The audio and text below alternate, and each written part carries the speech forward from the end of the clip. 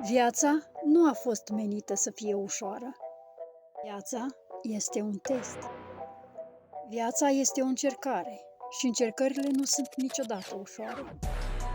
Atunci, de ce așteptăm atât de multă ușurință de la viață? Este o călătorie care este plină de obstacole și probleme. Iar la sfârșitul zilei, dacă alegem să nu renunțăm, este ceea ce ne definește. Ne-a fost dată o viață frumoasă, de care ne plângem mereu.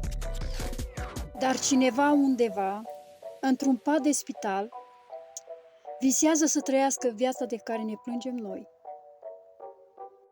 Așadar, orice ai avea în viață, toate mizeriile și necazurile, îmbrățișează-le, cu toată inima și cu tot sufletul.